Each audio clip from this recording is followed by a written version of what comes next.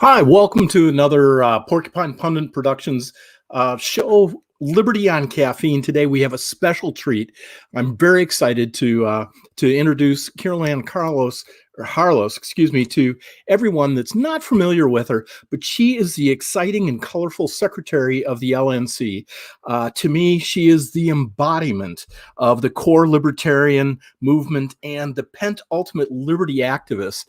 She is so entertaining. If you ever have a chance to see some of her little broadcasts that she puts out, even if it's from her living room or from her car, if she has any of the tweets or anything else, extremely interesting person. I think you're really going to enjoy the show. So please hang on to your hats and welcome our guest, Caryn Harlos. We want to get it on because we don't get along.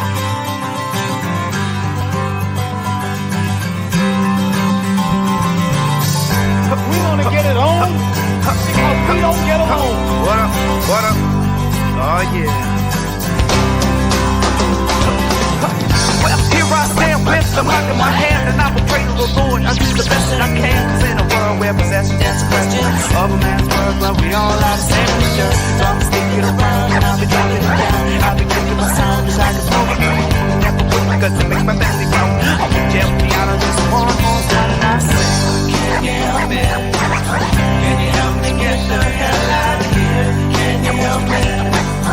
Can you help me get the hell out? One for the money and two for the show. Three to get ready to bust down. You're doing it. The one for the money and two for the show. Three to get ready to bust down. You're doing it. The boom boom pack of my screws down so back. Never ever quit. People hitting like a tap with the boom boom pack of my screws down so back. Never ever quit. People hitting like a tap.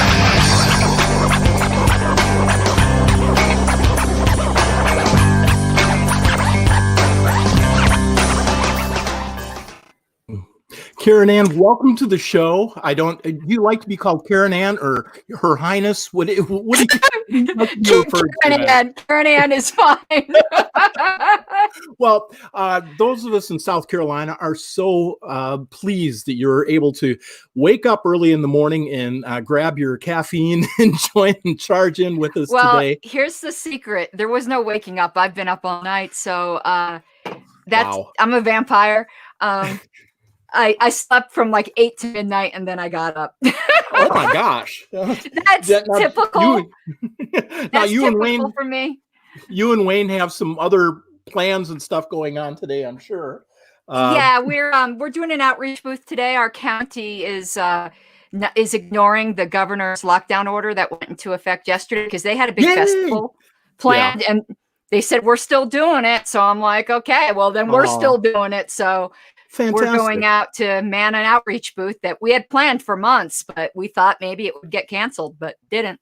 Well, that's incredible. Well, fantastic. I am going to do a little bit of, I guess it would be like a little bit of a game where I'm going to throw you some verbal tidbits, and I just like a Molotov cocktail, and you're just going to have your ideas explode back at us, and mostly it's going to be about your history and some of the things that you've been involved in, and there's just going to be 1, 2, 3 words to kind of get the conversation going, and I'm going to start out with Kratom.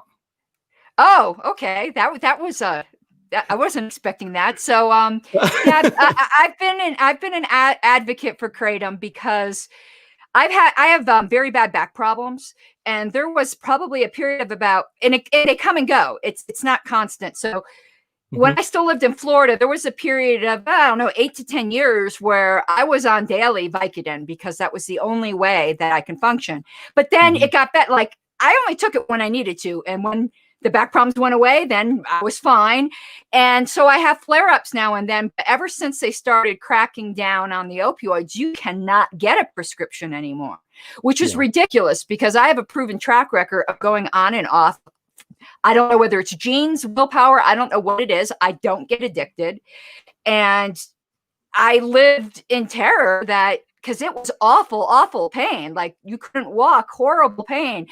And then I found kratom, which works for me just as well as the opioids did. But of course, the government now wants to make that illegal too, of course. But So because of that, I've been a really big advocate for it because there's not that many options for chronic pain sufferers.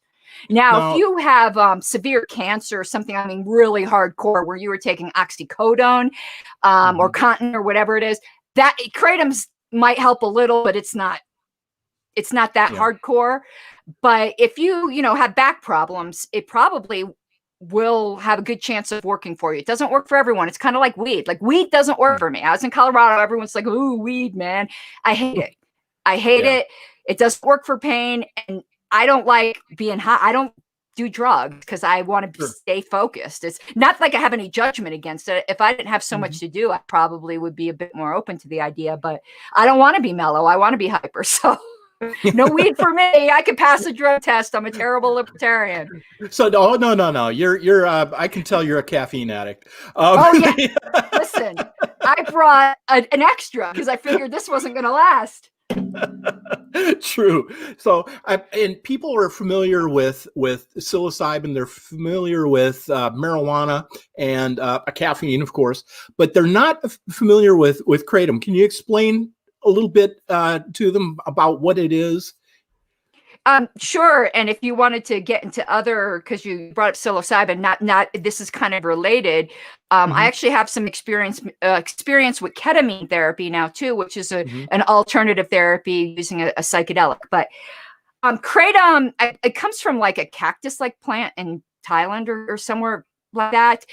And it's been used by Thai workers forever to ease muscle pains and things like that. And it's been in this country for a really, really long time. It's just not very many people have heard of it. It's kind of crazy to me. But it's a powder. A lot of people put it in tea.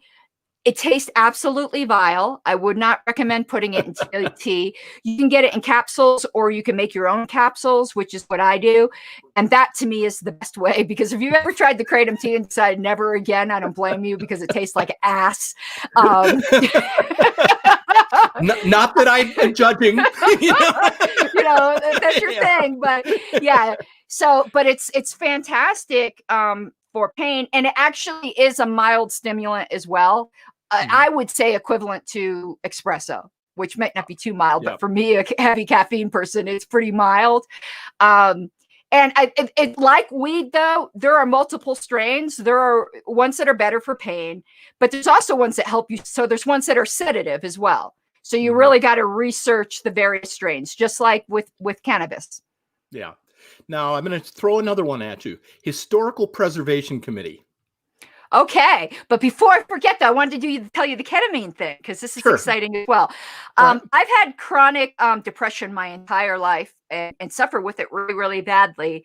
And my doctor, who's very open to alternative medicine, had suggested ketamine therapy, and that has worked absolute wonders. And there are people that I know or have heard about, one or the other, that have been on the edge of just like suicidal. Now, I have never been that bad, but there's people who are just like, I'm done. And people have convinced them, try this one thing. And the next day they were like, okay, I'm ready to try life again. So if there's anyone out there who really, really is struggling with severe depression that is intractable, ask your doctor about it, because it is done in a doctor's office, supervised. You're not going out in the street and buying, street drugs or anything like that. And that also has been a miracle for me. So I'm a big advocate as well of the ketamine therapy. Okay. So now with the historical thing, what about it now? I'm sorry. Historical Preservation Committee. Yes. Okay. Oh my God. That's what consumes my life, really. That's what I spent most of the night doing, because I've got a historical show that I'm doing tonight. So I'm doing my research. I love it. Yeah. So there was like a bunch of party records that were just languishing in a warehouse that the LNC honestly was getting ready to throw away. And I kind of took over, and now they're in Colorado, and I'll fucking, sorry, are you not allowed to curse on this one? I'm sorry, I got a potty mouth sometimes. I will strap myself to that warehouse before anyone. It'd be like a freaking tree hugger. But yeah, so that's my baby right now, is trying to preserve the history of the party. Well, thank So, goodness, because somebody has got to. it was really, really in danger of being lost. We already lost a great deal of it. Our party offices, if people didn't know, this is really funny, actually. We used to have headquarters in the Watergate building, which is to me just hilarious. But there was and all our records were in the basement, and there was a flood, and they all got soaked. Yeah. So, and there were rats apparently too, and just all that just got shoveled out. So even what I have is not everything. Really, what I have is mostly from the mid 80s forward. The 70s through the mid 80s is still a black hole in a lot of places. Okay, here's another one for you. Ballot selfie. Oh yeah, okay, man. I sued Colorado. And I got mad at Colorado. This was what, 3-4 No, it was 2016, right? It was right before the 2016 election. Yep. And the Denver DA was reminding everyone that it was illegal to post your ballot selfie, and that pissed me off. So, but I really wasn't looking forward to spending a year in jail or anything like that. So I got an attorney and we sued them because it's funny because the Denver DA, if he had just kept his mouth shut, that law would still be on the books. Because here's what sucks about our country. Well, there's a lot of things that sucks, a lot of great things, a lot of things that sucks too. There could be a law on the books that's just a terrible unconstitutional law, but unless somebody threatens you with enforcing it, you can't do a damn thing about it. And to me, the very fact that it's on the books is the threat. But the courts don't agree with me. But because the Denver DA couldn't keep his mouth shut, that was considered the credible threat of enforcement. And that allowed me to sue. Because it's a law that hasn't been really enforced, but it's on the books. And people were, like, the co-plaintiff in my case was actually, she was a Democrat, and she was a public defender. And she had put up her ballot selfie, and actually a prosecutor wrote her and said, that's illegal, right? And she felt like, oh, these people who already hate me, she's like having visions of herself getting strip search in prison and stuff. So, she was a co-plaintiff. So whether there were people silencing people, whether or not there was anyone was ever going to get thrown in jail. The fact is, if they wanted to come after you for something else, like they did with that gangster, they couldn't get him on the mob stuff, so they got him on tax evasion. So if the government if they wanted you for something, and if you're a political dissident, they usually are wanting you for something, and they couldn't find anything to pin you on, they could always pin this on you. So the judge, when she wrote her ruling, had kind of bucked the whole idea that unless there's a threat of enforcement, because she said the very existence of the law was like the sword of Damocles hanging over the head of the political free speech of Colorado voters. And that's absolutely right. Yeah. So we won that. That is fantastic. Very few people can have a story where they've actually been able to sue the government and win. Well, I'm hoping to do it again. I'm trying to goad the state of Colorado into threatening me about these lockdown stuff. So I'm trying to find ways to keep defying it in a way that I think will draw a threat, because I already have an attorney that wants to represent me. But you have to have the threat.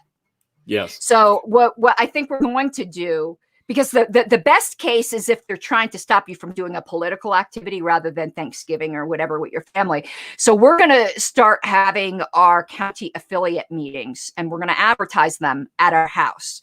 And there's usually 10 to 15 people. And we're hoping that draws a threat. So fingers crossed that they threaten me, because I'll sue their ass again. And one last one before we head out to a little PSA. Radical Caucus. Okay, I'm not a member of the Radical Caucus anymore. I don't think it exists anymore. Yeah. Oh, it does. Oh, absolutely. Oh, it does. Oh, okay. Oh, yeah. I mean, there's been multiple incarnations of it, but the latest one started right before 2016. Was it? Yeah, 2016, because I helped reorganize it. But the only reason I'm not a member is because I'm an officer of the National Party, and I don't believe any LNC member should be a member of a caucus, but I definitely don't believe any officer should be.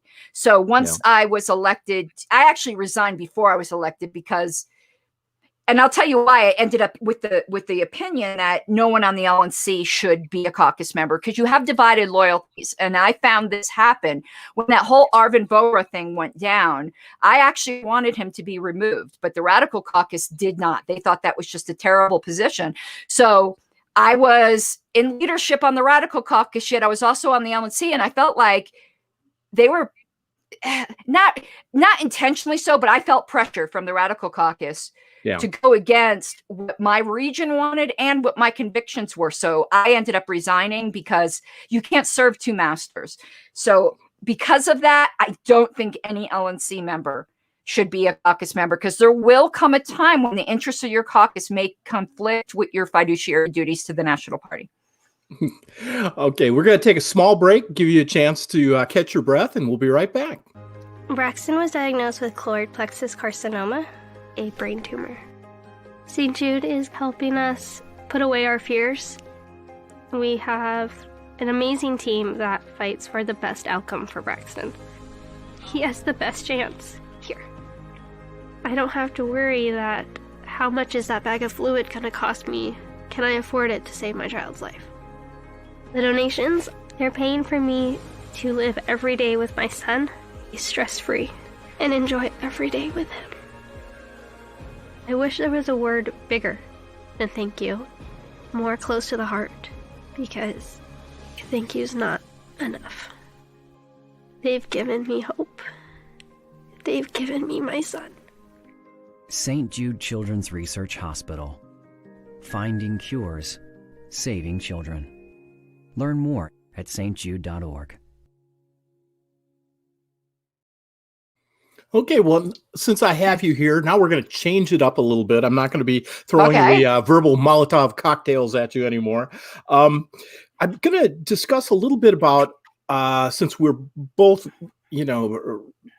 so strong into the party, I think you and I have a lot of thoughts about the current platform and what we'd like to see change and like to see, put into it. I would love to see something put in about our promotion of free market capitalism. And there's been a huge debate and pushback on that. What is your feelings on that? Here's the fact. People want to dispute about terms, and some people really just do not like the phrase capitalism, and they just like free markets, whatever. I know they come up with a distinction. I don't believe there's a distinction. And I also think party history bears out that there's not a distinction, because the statement of principles used to actually say laissez-faire capitalism in it. And in 1974, it was changed to free market.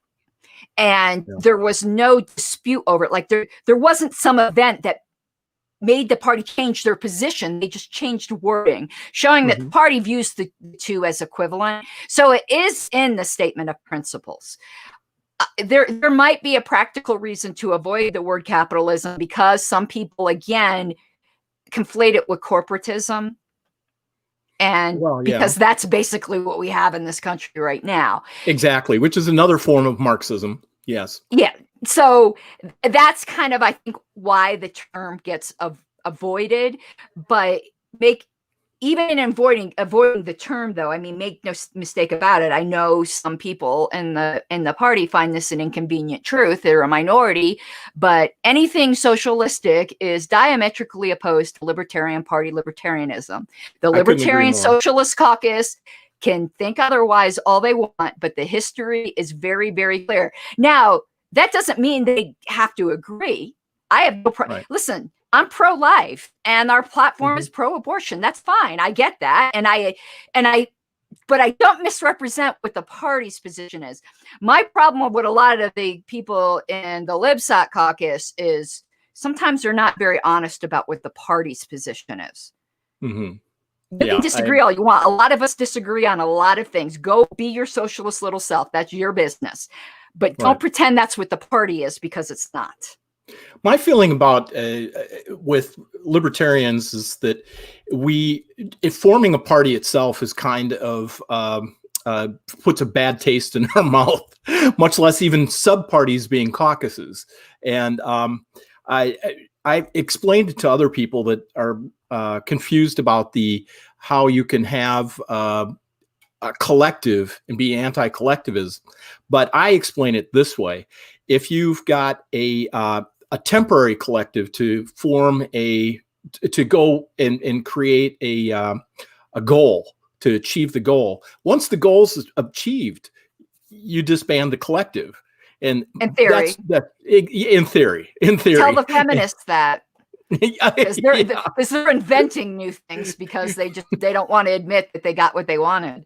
Well, that's it. And I think that's part of the disease of the collective, is once that it achieves its goal and you keep the collective together, then it fights to create more identity. And that is always counter to what the original intent was for everybody to get together, which is almost the storied predictions for the Republicans and the Democrats. They are nothing like they're not even the shadows of what they started out to be as political entities in today's world. And quite frankly, I sometimes find it very difficult to see the difference in them, except for their special interests that gather into the different corners. Their moderates are pretty identical. The moderate Republicans and moderate Democrats are very similar, but when you get to the fringes, that's where you see the differences, because the progressives aren't anything like the Republicans. And some of those moderates on both sides, I think if they really looked at their political ideals, they would find themselves more aligned with libertarians than what the parties are reflecting in today's fashion.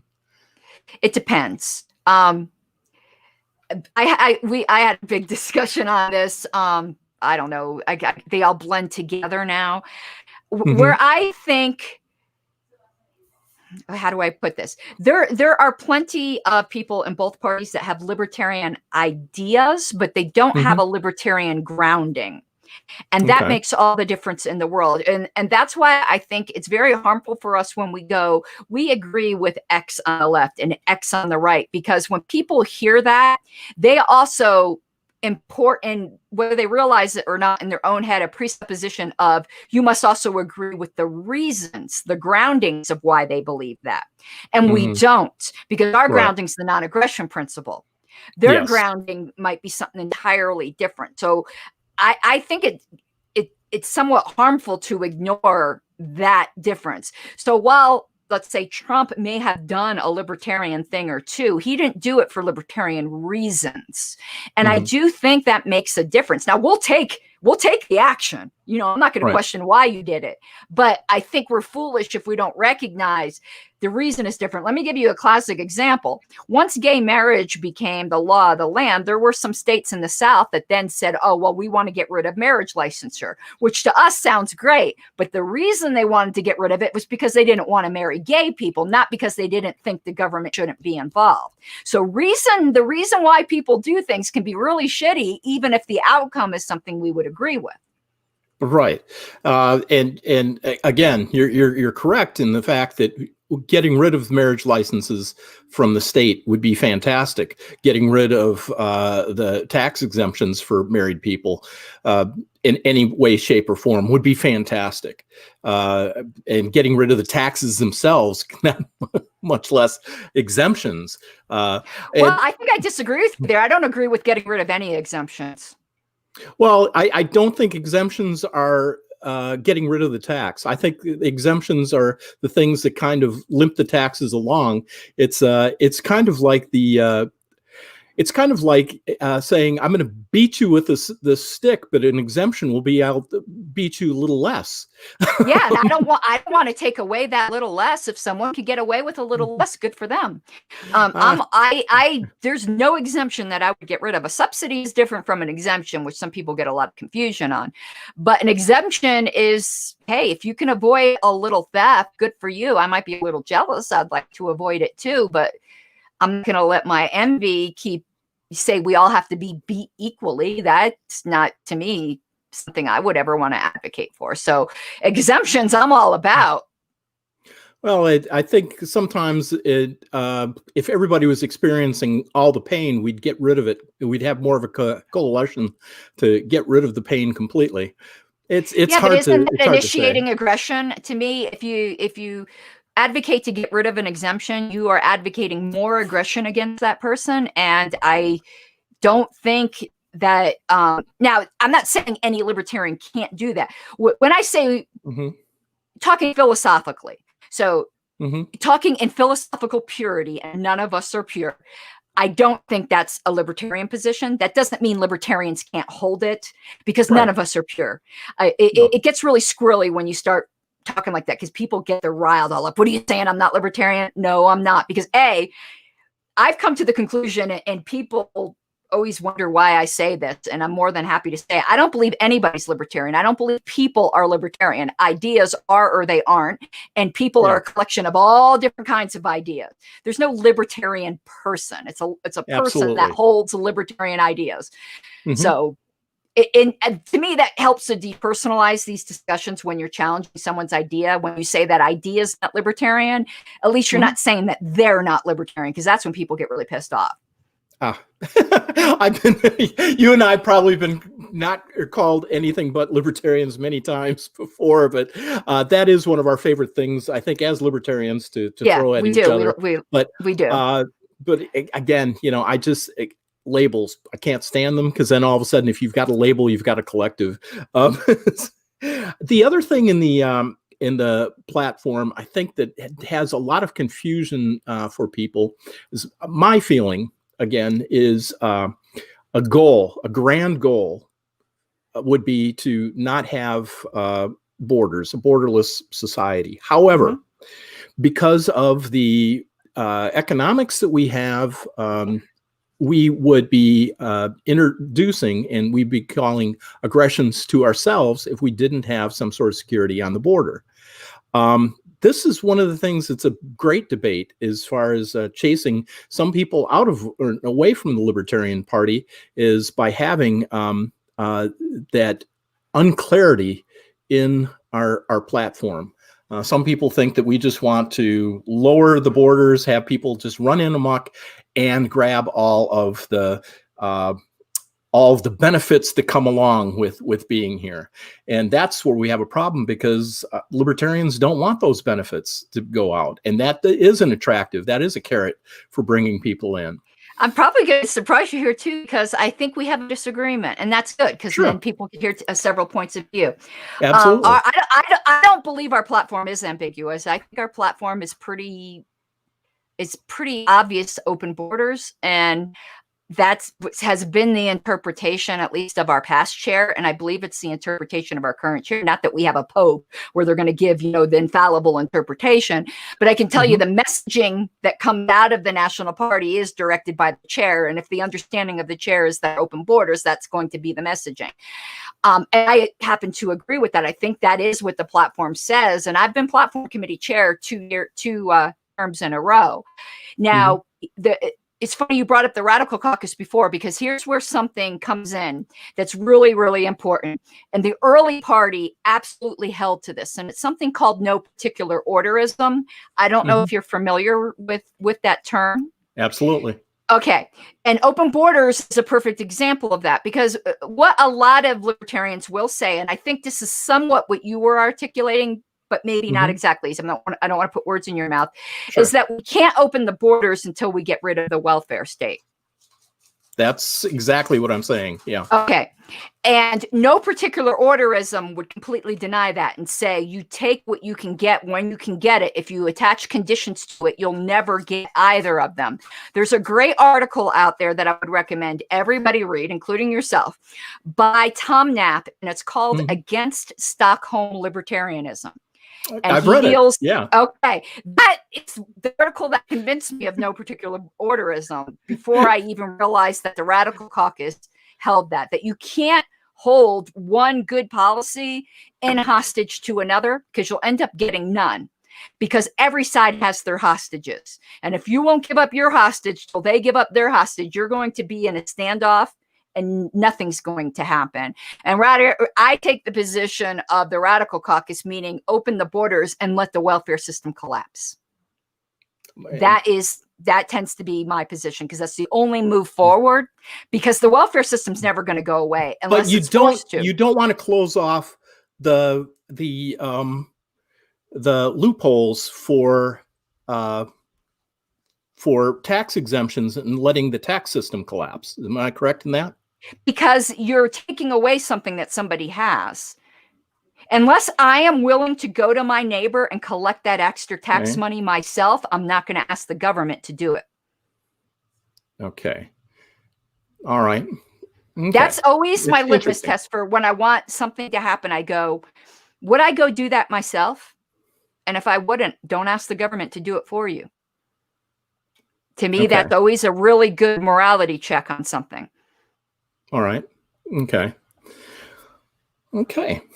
Well, that's very interesting. Very good. I'm a fiery radical. I mean, you know that. Even though I'm not a member of the Radical Caucus anymore, I do consider myself a radical in a group of radicals. Because here's the fact. All libertarians, no matter how moderate they are, to the rest of the world, it's a flaming radical. Yeah. Oh, yeah, absolutely. Yeah. So when we talk radical, we're talking radical amongst the radicals. This show, just to let you know a little bit about Liberty on Caffeine, it used to be a panel. We had a panel of about maybe 4 or 5 different fellas on it. And a couple of them spun off. And most of them, it was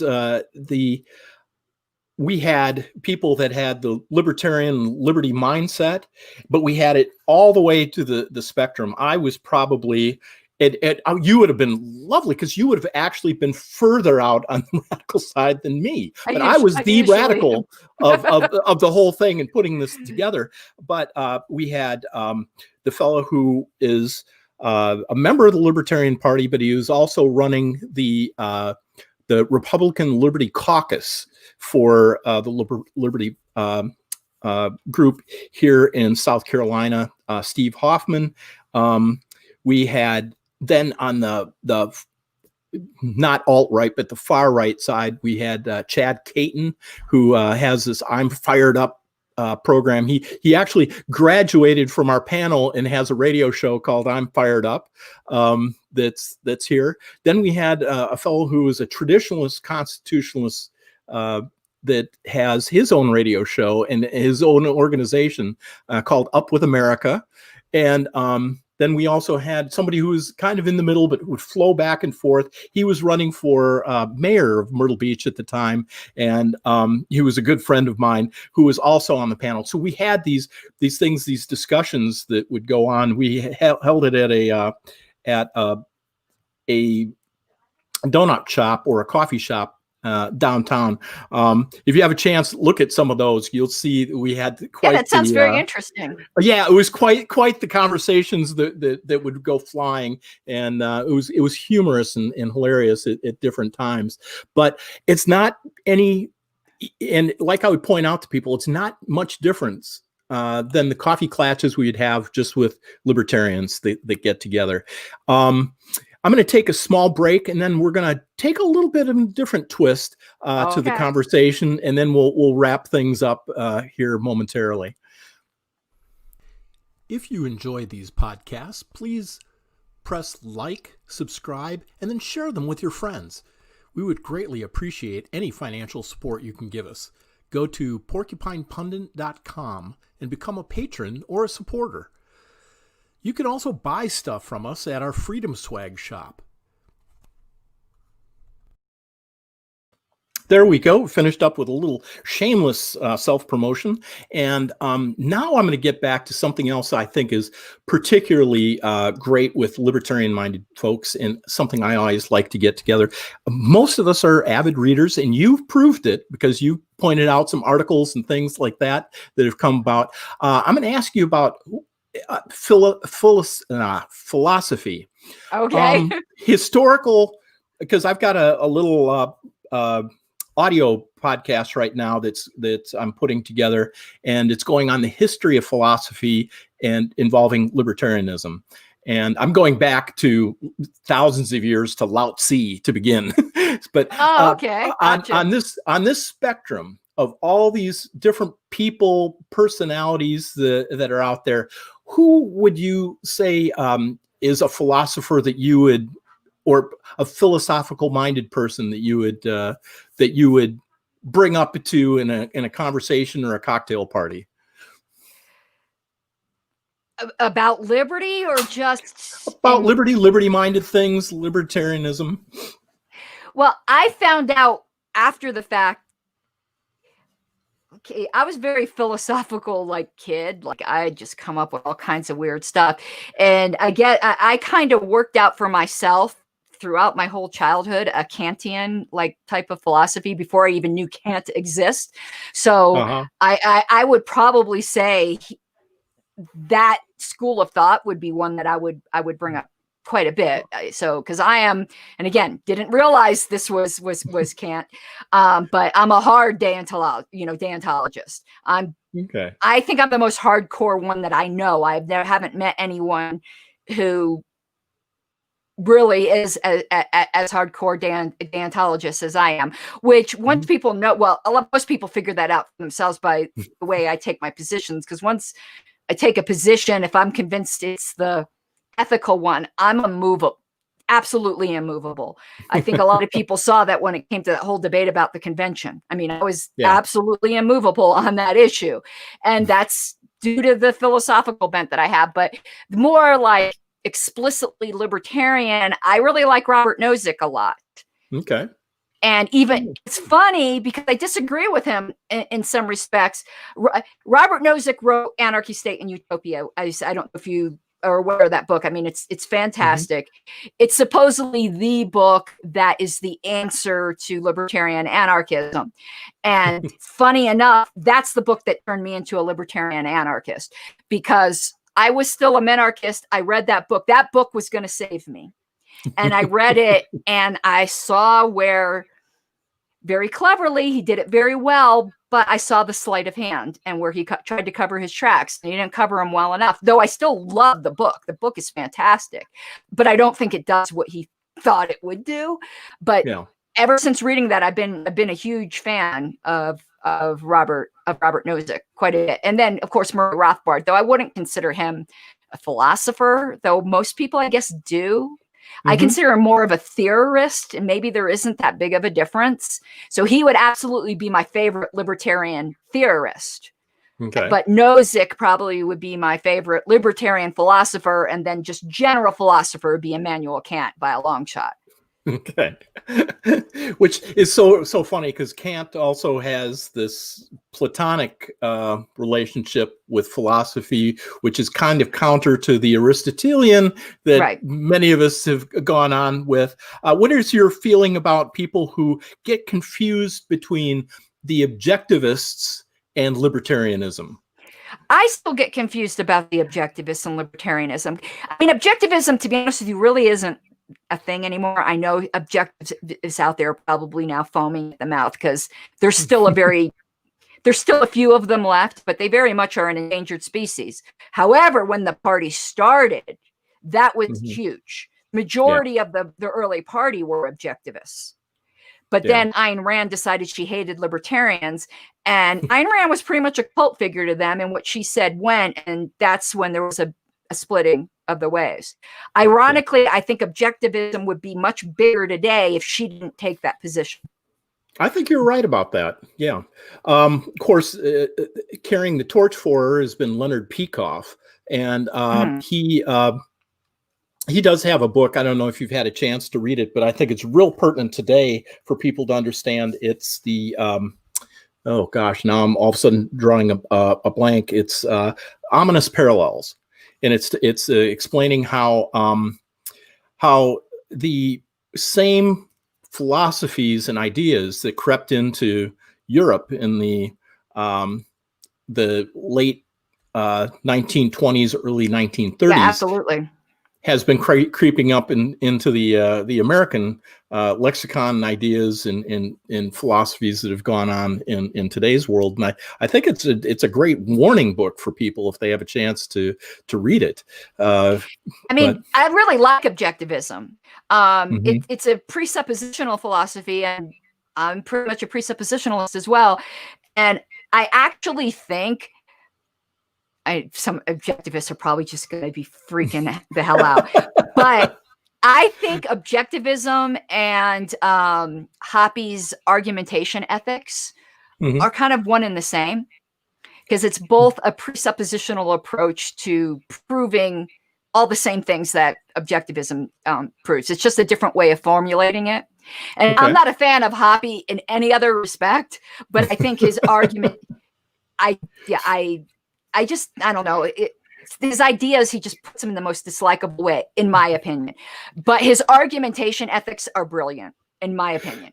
Well, this is what's so much fun for me to talk to another fellow libertarian, is because I get to hear John Philip Hoppy, Rothbard, Ayn Rand, all these things being brought up in conversation. These aren't the things that you get to usually get to hear talk about anymore. It used to be the things that we would discuss on college campuses, but you don't hear those things in college campuses anymore. All you hear about is PlayStation. So I just that in crying rooms and things like that, which I think is so strange.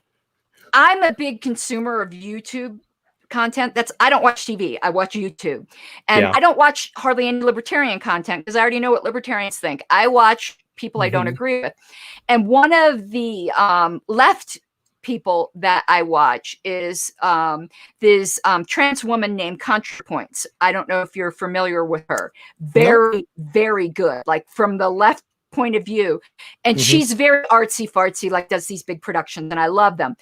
But she was going to college for philosophy and dropped out because, well, this is at least part of the reason. And I thought this was great. She said that she was with a bunch of lefties in a philosophy class, and their professor brought in a book and asked them to read it.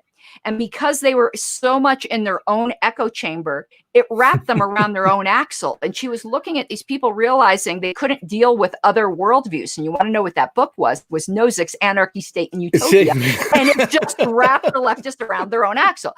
And she left at that point.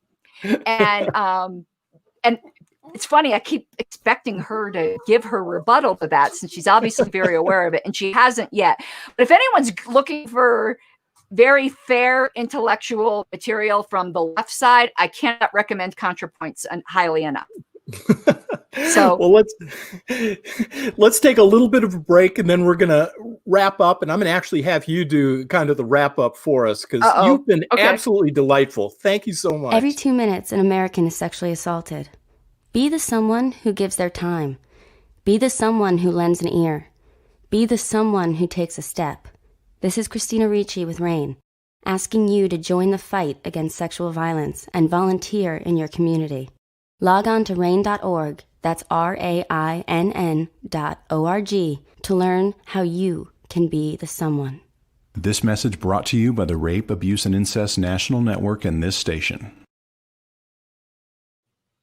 Now, just to kind of wrap up things, and I think people have gotten a really good feel for who Caryn and Carlos is in this short interview, 1 hour, and I'm still saying it's short. But it seems short. I just looked at the time, and I'm like, holy cow, it's been a while. It does. These things they get away from me if I don't have the timer in front of me. Believe me. But it has really been interesting. But if you were the chairman, named chairman of the LNC tomorrow, what are the top things that you would want to put in for change for the party? That is okay. This is really, I haven't thought about it because I'm not obviously running for chair. So I reserve the right to change my priorities if that ever happened.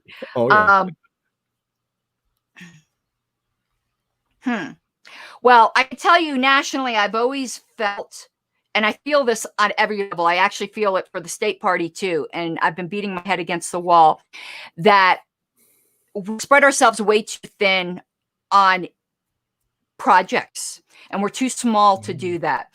And we end up burning out activists because they put all their hopes, not all of them, but particularly new people will put all their hopes in the presidential ticket. And when they do not what they thought they would do, they get disappointed and half of them leave.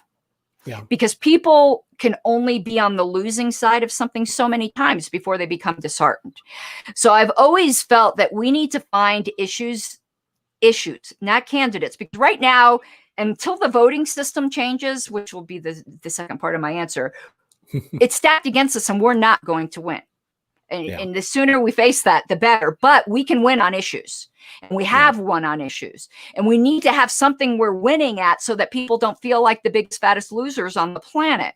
So I think we need to pick 1 or 2 issues maximum and focus on those issues. And the criteria for those issues would have to be 2 things. 1, they'd have to be winnable. And 2, other people with more money than us would already have to be working on it. So we can partner with them and magnify resources. For instance, the death penalty. The death penalty is ready to go.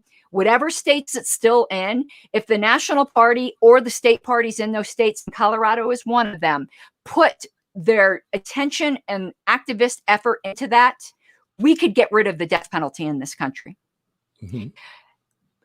But we don't. We'll talk about it this week, and then next week we're dealing with this or the other thing. So 1 or 2 winnable issues that other people are also working on, and we'll start building coalitions with other groups. But also for our candidates' sake, we are never going to win at any significant level until the voting system changes and the ballot censorship situation changes. And those are things that are national in scope that require the economy of scale. And rather than half of the stuff the National Party does, I think we need to really focus on those 2 issues. Because once those 2 issues are won, then our candidates will start winning. And then our policies will start going into effect. But I can tell you, voting reform maybe comes up twice a year on the LNC. And to me, that is okay, I piss people off because I say things that are very inflammatory, but I think it's pathetic, honestly. We should be 100% behind ranked choice voting and be pairing up with the organizations that are doing that and use the unique voice and power we have as a political party to help move that forward. So because I've been really disappointed in the Libertarian Party and that, I joined up with RCV Colorado. I split my activism time now. So I work with them because I think that's absolutely necessary. It's a precondition to everything else. Same thing with the ballot censorship laws. People just don't know about them. We need to be screaming a lot more about it. I mean, just screaming like a stuck pig about it. So that's another thing. But also I want to say something very, very complimentary about our current chair. Our current chair I haven't been in the party that long, but in the limited time I've been there, he's probably the best manager that I've seen. Just like my predecessor secretary, Alicia Matson, is the best secretary I've seen, not just in a party. I work in law. I know a lot of fantastic legal secretaries. She's fantastic. Joe Bishop Henchman is a fantastic administrator manager. Like, he has gotten that house in order. But I also, and he just started, so I don't know if he will do this. So what I'm going to say next isn't a criticism about him, because he may step into this. But I think our chair needs to be also not just a good manager, but an activist, a vocal activist that is constantly speaking on the issues. And right now I don't see that, but that doesn't mean he won't do that. But you probably saw one of my recent posts where I think I probably alienated everyone else on the LNC because I went off. That and I stand by everything I said there, though I probably should have said it a little bit more less. Please don't be more delicate. It's less entertaining. Yeah, I mean, but listen, I said in there, y'all are a bunch of useless people with titles that just want to feel important. I mean, that was pretty harsh.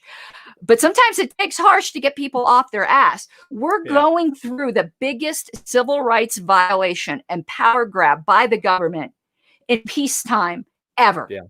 Yes. And the reason I qualify it by peacetime, because I try to picture myself as a Japanese American in an internment camp, and they're going, yeah, you think you got it bad, but that was wartime in peacetime. And the National Party is silent. Yeah. Go do a search about lockdowns or mandates or even COVID. On the national site, you'll find one article in March, and that is inexcusable and pathetic. And the LNC itself won't be personally an example of it. What really set me off, and everyone thinks it was this one thing. No, this was the thing that broke the camel's back. We were supposed to have an in-person meeting in December in Riverside, where one of our highest elected libertarians, Jeff Hewitt, who's crap, what's his title? He's on the county commission. No, they're not called commissioners there, but he's got a huge jurisdiction, and he's planning a big anti-lockdown protest for that weekend. We were supposed to be there.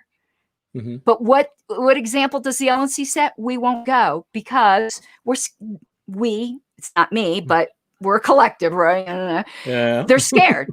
They're scared, and it's illegal. And to me, that's just like, I'm going to say something else is going to be very, very inflammatory. If you're scared, I don't blame anyone for being scared. I can't say what your risk tolerance is, what your life situation is, but I can say in these times, if you're scared, perhaps you shouldn't be on the LNC, because what we need right now is courageous people that will go out and face the fears. I don't agree with Trump on much, but when people would say to Trump, why are you going to this event and that event? He's like, because I'm leader of this country. I can't show fear. I have to be an example to the rest of the people. I need to give them hope. And I see the same thing in the LNC for the rest of the party. And we're not. We've got a yellow streak up our back. And that's unconscionable. Let me tell you what, my happy ass is still going to Riverside, because I'm not going to let down Jeff, and I'm not going to let down the affiliate. I'll be there for that protest. I am absolutely ashamed at the cowardice of the LNC. Amen. Amen. I'm with you on that. I am with you on that. Well, thank you so much for spending your Saturday, part of your Saturday, with little or no sleep.